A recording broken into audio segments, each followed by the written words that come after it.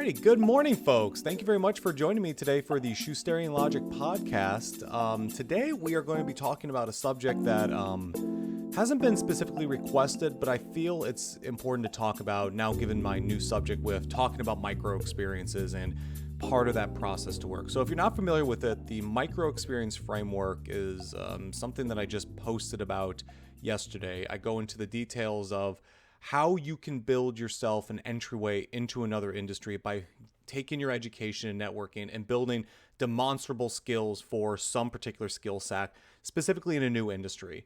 And that method really relies on you not having to get a full-time job. It doesn't even rely on you getting paid, but it does rely quite heavily on you networking and really working for free, using your nights and weekends to really either work on really engaging personal projects or projects for other people for free or very little.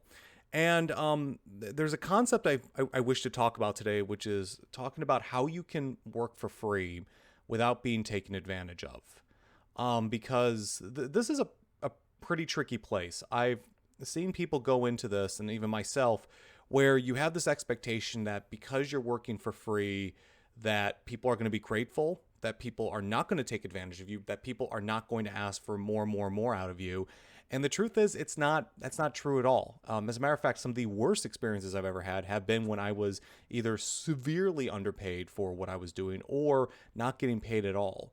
And I feel that if you're going to be going through this process, if you're really going to be trying to build your way into a new industry, there has to be some boundaries there. And so that's what we're going to be talking about today. So I have a few big concepts I want to discuss. The first one is that just because you are not getting monetary payment for something does not mean that you're not getting a lack of value or that the deal doesn't make sense. We use money as this kind of universal medium between folks to say, if I'm paying you money and you're accepting it, then whatever agreement is okay. Like if I make the work harder, I have to pay you more usually. And there's an agreement. But really, when you start to work in things like open source or not-for-profits or freelance, you can't offer that anymore. You can't offer money, or you can't offer a lot of money. So you now have to go into this realm of the intangibles that make it worth it. So even though you don't get money, you need to be getting something of value, and you need to agree it's valuable. The thing that comes to mind is working for exposure, which is a total scam. If somebody's trying to sell you on working for them, or worse, paying them to, get exposure in the industries, it's almost always not a really good deal for you. Usually. I mean, for some people, getting the exposure and getting close to someone is worth it. Finding a critical mentor, finding a critical mentee, getting to put a particular set of work experience on your resume is worth it. But you have to feel like it's worth it. Like, just because you're not getting paid doesn't mean that you don't have to, you should be confused about the value.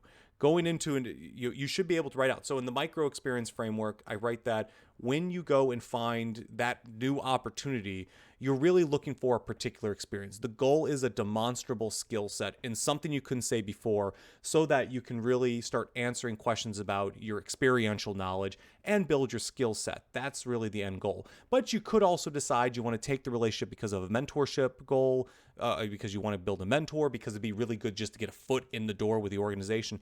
There's lots of reasons. But if you aren't feeling that, and this other person is telling you, oh, it's going to be great, it's going to be awesome, but you can't figure out what the value is for yourself, or it looks way too hard for what it is, you should be backing away. You should be agreeing that there's value there. That's step one. You have a clear value demonstration for yourself. That is absolutely clear. Otherwise, don't take it. The second thing to do, and I kind of mentioned this before, is that when you go in, the downsides of what you're doing should be very clear.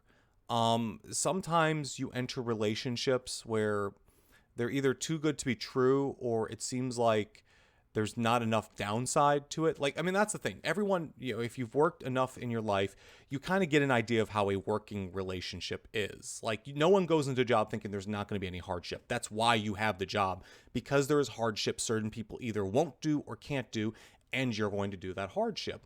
So like, a job may pay you very well, but you have to work nights and weekends. That's a very clear, that's very clear that you're going to have to, that you're going to have to do that, but it's known up front. If you're working for someone for free and all of a sudden you can't figure out what the working hours are, or they're giving you a pager and you're getting bugged during your actual day job that is paying you, and they're not telling you that should be known, or that you are promised that you will be working on some experience, the experience you actually care about, but that may come later. That's a big red flag. That's a red flag that you shouldn't be going forward with that opportunity. Sometimes the upside seems really, really good. You get a foot in, or people will lie and say you'll get a foot in the door. You'll get future money. You'll get future engagements. You'll get future whatever. It's something beyond the horizon, but we can't give to you today. That makes it feel like there is a downside. They're making it clear, but they're not but you're not. It's not clear how long you're going to be going there.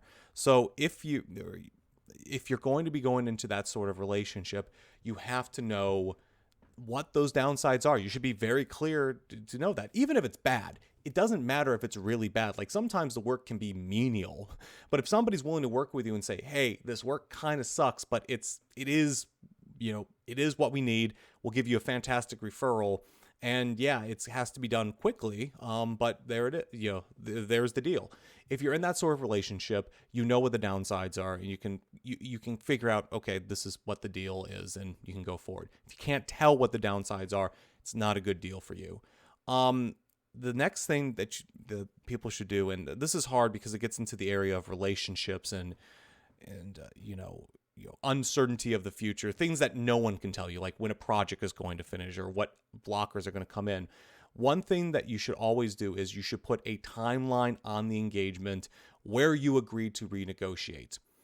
This is really critical for people doing this strategy. One, because if you don't have a timeline on when you plan to get this done, you often don't have the push to really finish and complete the cycle. I mean, the whole micro experience framework is about completion. Get a skill set you can put a capstone on and say, great, this is done. I can now talk about this. And it's a full experience, even if it is small. But if you don't negotiate with a person who you're doing work for free, what ends up happening is that you set an expectation that you're just willing to do this work. And some people get it, right? Like some people get that you're working for 3 months and they keep that front of mind. Those are really good people. Some people just take the free work and they forget the circumstances of the deal, or worse, feel like they're giving you a really good deal by letting you work for them. And I'm not joking. People do really feel like this, that you working for them is such a privilege that they don't have to give you anything in return and that you owe them something. People, there's some manipulations that go into that. You need to put a timeline on the engagement. You need to put a deal that says after this point, we need to discuss this. Because if you're working for free, and let's say you're doing an engagement for 3 months, maybe open source, not for profit, maybe research, maybe a startup you're working for, whatever. After 3 months, that's enough time for any business employer relationship to get to the point where you realize if you want to go forward or not, or to know what level each side is willing to engage in. It's enough time for a worker to really get a sense of where the company is going, where that project is going, to decide if it's something that really helps them or not. And in your case, if you're using the micro experience framework, you understand if you're getting the right sort of experiences or it's training you in the right way for whatever role you want to do in the future. But for an employer, it tells you that this person has the right culture, if they have the right fit. After the 3 months, you can almost consider that like a trial period. You got to put a block on it. At some point, you got to say, you have had enough time with me. If you like me, we should go forward. If you don't, that's fine. We'll stop the engagement. I'll give you whatever work I've done. I'm going to capstone it. You'll give me my referral or whatever you negotiate with them that your industry needs, and you'll move away. Sometimes people won't like this because projects will end at inconvenient times. If you go in and get embedded into an organization and they forget what you've done, they might go and say, oh, no, you have to stay on for 2 more weeks. Or, oh, you have to do this extra bit of work, which again, you're kind of doing work for free. Like you can't forget that part.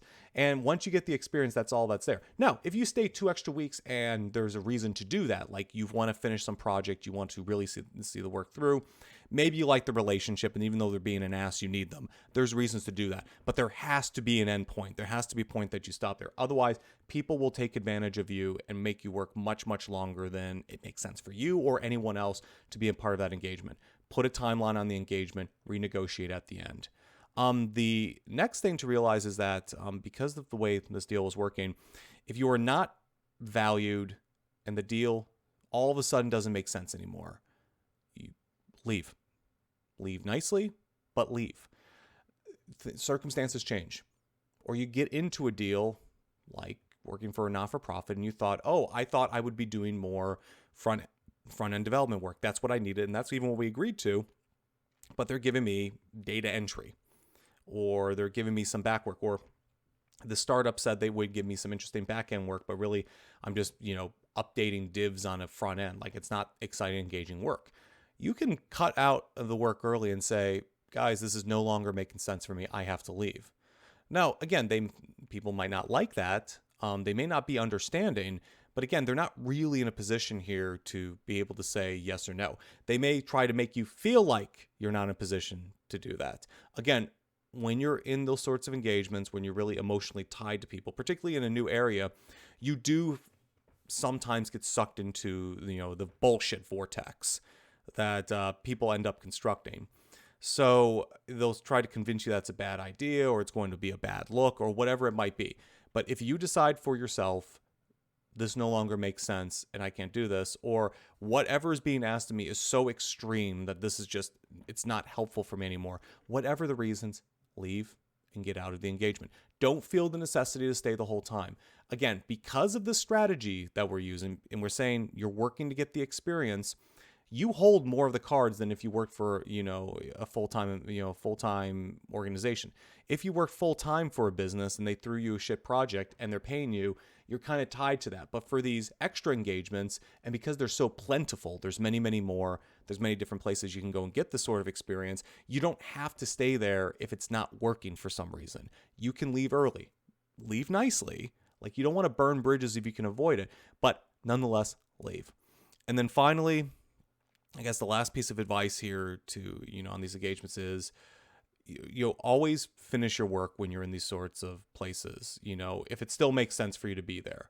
Like the sort of thing where if it's really, really hard, but it's still worth it, like, the experience would still be worth it, you may tough it out. You can get through anything for a month. You can deal with anything for a month. Humans can get used to anything for a period of time. If you know it's going to end, if you get done with it, even if the guy's an ass, but it's like, it's such a good experience. It's such a good experience. I'm willing to deal with this crazy person for a period of time to do this.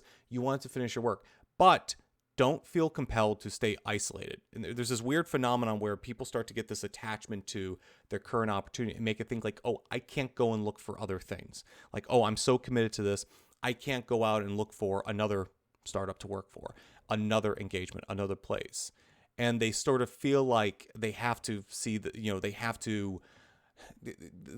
to stay loyal to this one organization. And the truth is, here, it's all at the end of the day to get your experience. You're building experience into a new industry so you can eventually make the jump and get full-time employment. If the current job might lead to a full-time engagement and you want to work on that, that's fantastic. But don't purposely close the door off to other opportunities that may be better for you to get there faster or quicker or teach you a broader set of skills. New opportunities are always coming. So don't feel like you have to exclusively work for one set of organizations, or, you have some sort of non-compete. You're in a realm where you're there for the experience. They're getting you for either very cheap or free. And you're really you are there at your leisure, not theirs. As long as it keeps making sense, finish the work, even if it's hard. But don't feel compelled not to look for other opportunities at the same time. And don't feel compelled to go pick up a better deal. If the current position you're in really wants you, they can stop. They can say, good enough, we'll pay you, we'll get you to work for us full time, and move that direction. Don't feel like you have to stay there. So I hope this was useful and valuable. This puts a point on how not to be taken advantage of. It may be challenging sometimes to know if you should stay or go in sort of engagements. I've had that before, and you're playing in a realm where yeah, you might work for a startup that wasn't what you were expecting. And the truth is, at the end of the day, you're only staying there for a short period of time to, stay engaged. After that, you renegotiate to move elsewhere. You have to decide if it's really worth the juice to stay there for your own right. Not because someone says you should, not because somebody recommends that, oh, you need to, the startup's really good, you should spend time with them, or whatever the bullshit excuse is. Does it work for me? Does it make sense for me to stay here? If the answer is yes, tough it out. You have the ability. People can get through anything. You can do something for a month and decide that was a miserable experience. I'm never doing that again, but finish it. Or if the value's not there, if the end goal just flat out is just, it doesn't matter if I get the greatest experience in the world, what's happening to me right now is so awful, I can't deal with it, then go, leave. You are there to learn. You are there to get an experience. You're there to learn. And if somebody really wants you, they can pay you.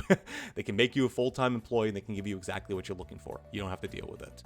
So anywho, folks, thank you very much for your time today. Later this week, I'm going to be having a couple of videos. Today, actually, I'm going to be recording a video with Nick Strawn, who was a Bootcamp graduate, one of my favorite people. His story, his passion for cybersecurity is just absolutely amazing. Has one of the best stories I've ever heard. So if you hadn't had a chance to hear that, please, go find the video. It's a real treat. And then I also had my first live mentorship meeting with Muhammad. He came to me. He did some freelancing work. He's doing some freelancing work. He's interested in seeing if he can take that, that work to the next level. And I'm going to be trying to apply the micro experience framework to his experiences and see if we can help him out there. So thank you so much, folks, for spending some time with me, and I hope to see you again soon.